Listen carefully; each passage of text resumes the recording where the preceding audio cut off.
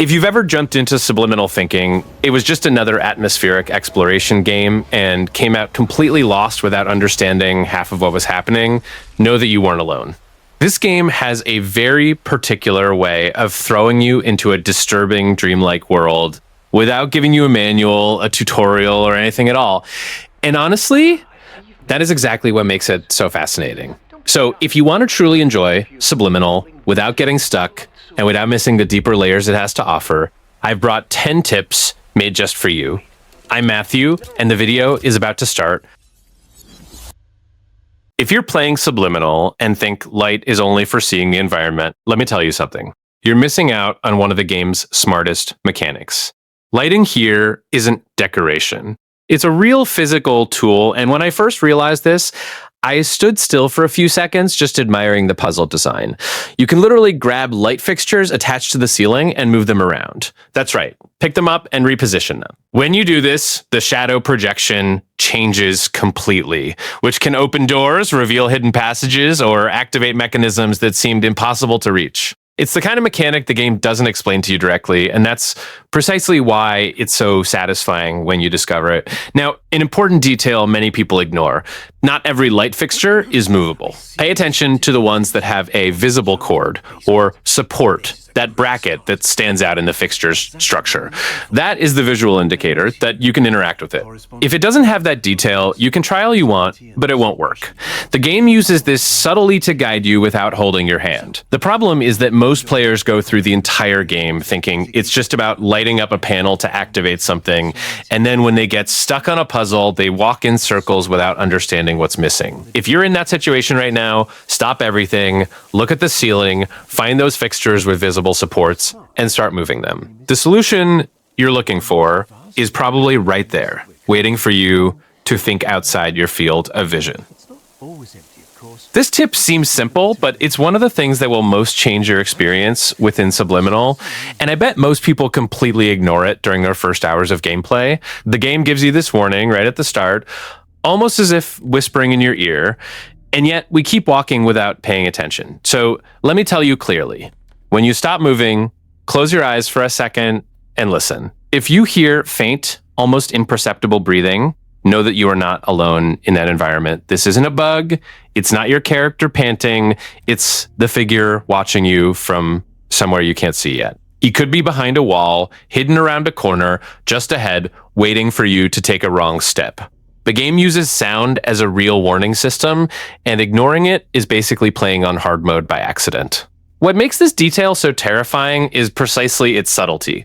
Subliminal doesn't trigger dramatic music or a flashing visual indicator on the screen when the figure is close. He simply breathes. From the moment you internalize this, every silence you break when stopping becomes a new tension, a constant doubt of, is he here right now? It's psychological horror design working at its purest level. So next time you're exploring and decide to take a break to think about what to do, don't just look around. Listen. Sometimes the difference between escaping and being caught lies in a few seconds of attention to a sound that almost no one notices on their first playthrough. This game rewards those who stop, pay attention, and play with headphones. If you aren't using headphones yet, this is the time to put them on. Okay. This mechanic here is probably one of the cruelest things I've seen in a horror game in recent years. Subliminal doesn't just punish your errors in judgment, it punishes your indecision. And this completely changes the way you need to play. Because most horror games let you think, let you breathe between moments of tension. This one doesn't. This one watches you while you think. The system works like this. If you stand still for more than 7 or 8 seconds in an active zone, the game interprets this as hesitation, and the consequences are immediate. The environment begins to become unstable, the elements around you change almost imperceptibly, and the figure can be activated even if you haven't made any noise or failed any puzzles.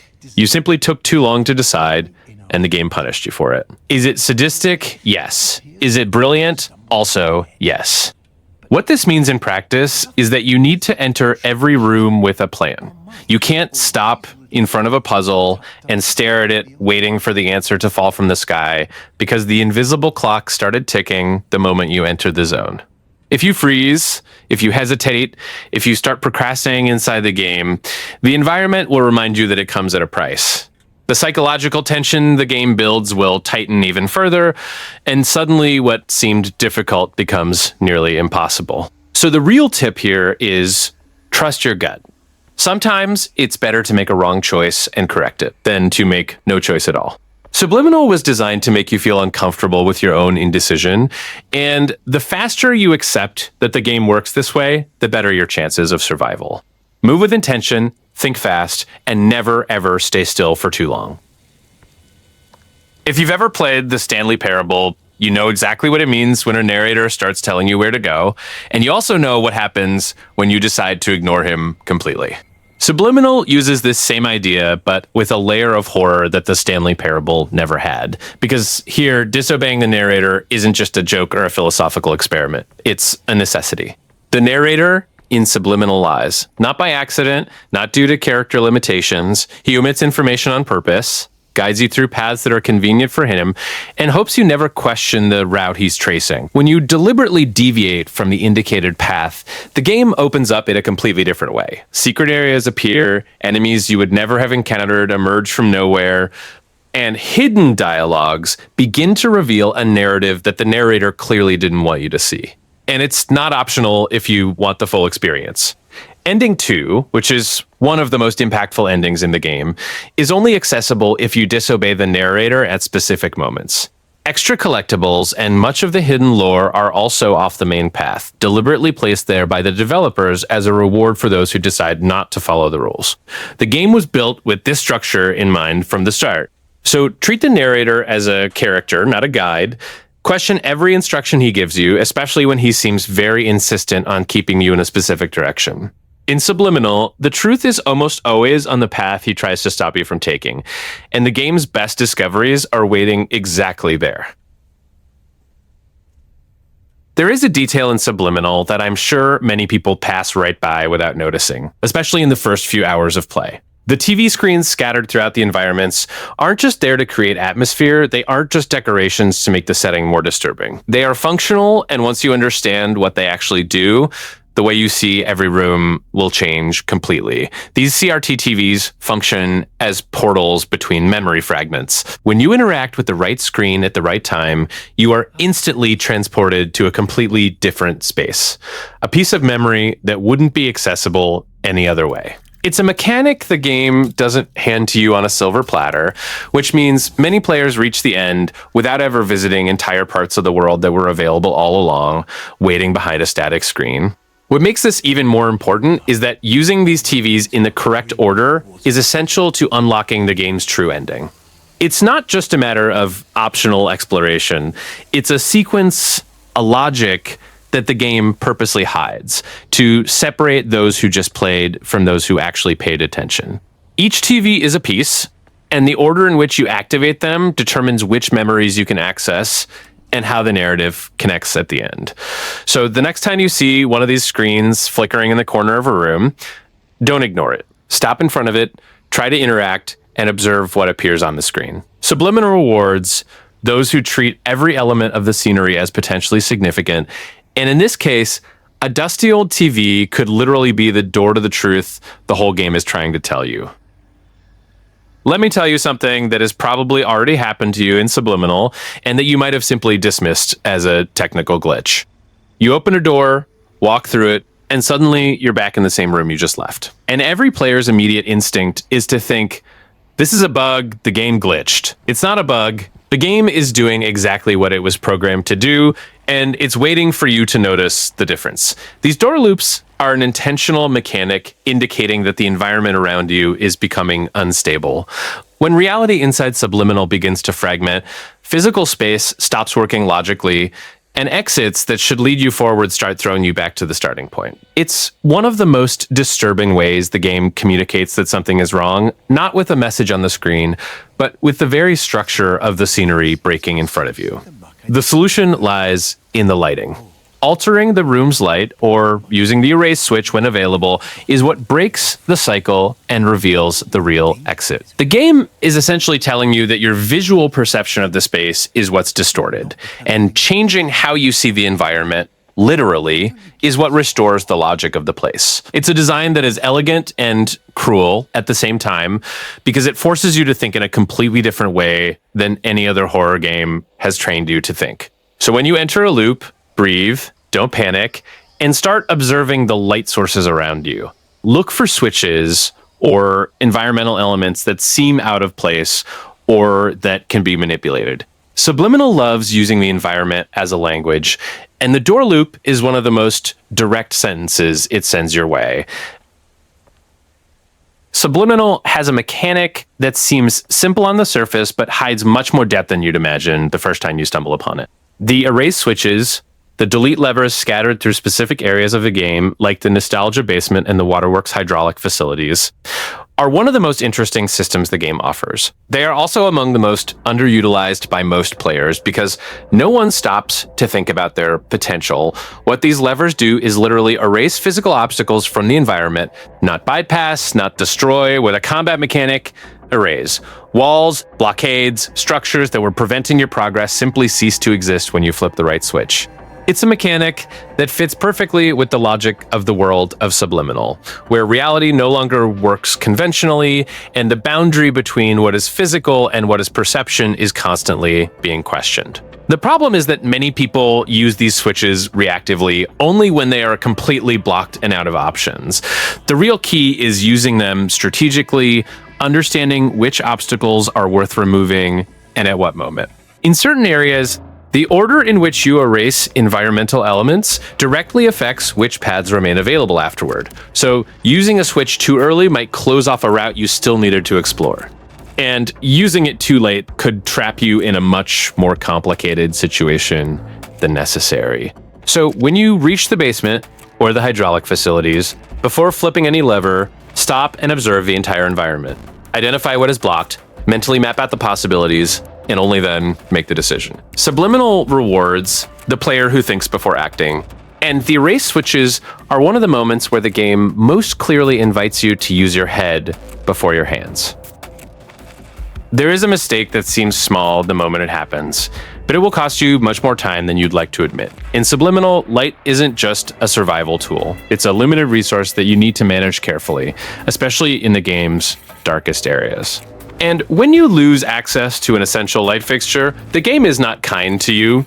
The most frustrating scenario happens in places like the drained pool in Waterworks. If you position a light source too far from the point where you actually need it, or worse, if it falls into an inaccessible spot, you don't get an easy second chance. The game forces you to restart that entire section from scratch, and depending on how much progress you've made since the last time you repositioned the light, that could mean losing several minutes of careful exploration.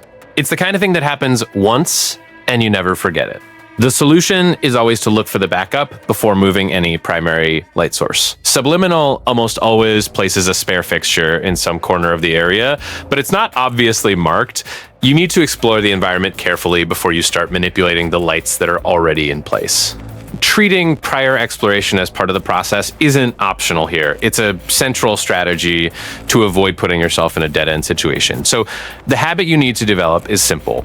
Before moving any light, sweep the entire room first. Identify where the backups are, plan the route, and only then start repositioning. Subliminal is a game that punishes impulsiveness in almost all of its systems, and light management is one of the most concrete examples of this. Think before you act, and the game will be much more generous with your progress.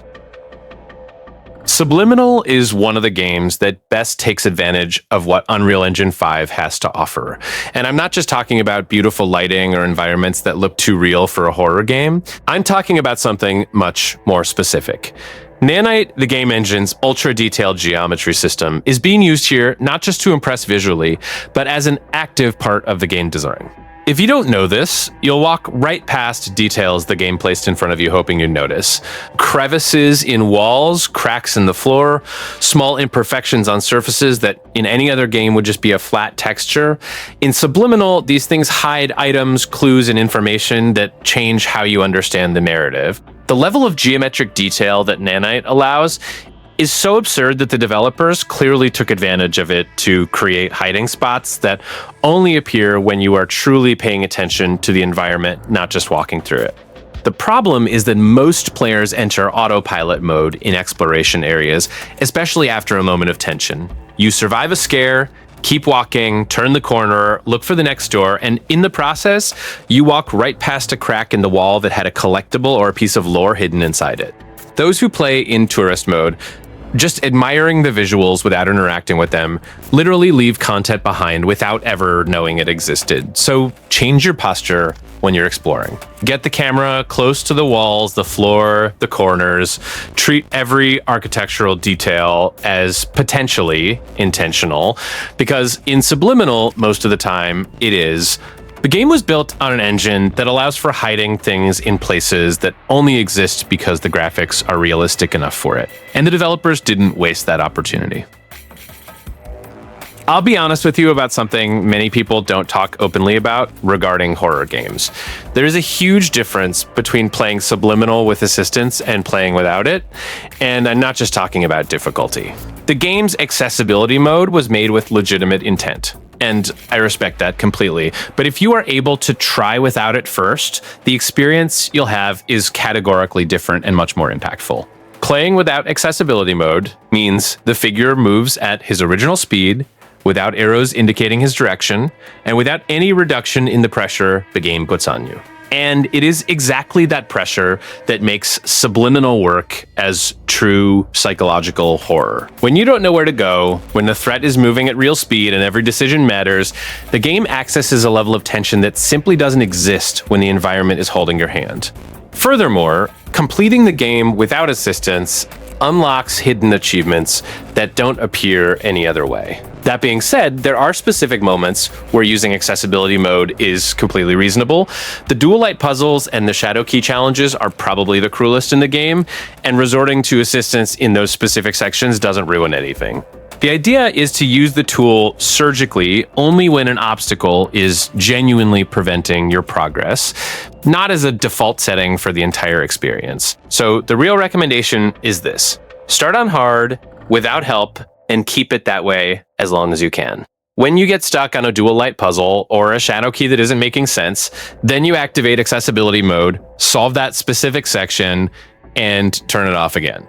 Subliminal was designed to be uncomfortable, and that discomfort, when you can handle it, is exactly where the game's magic lives.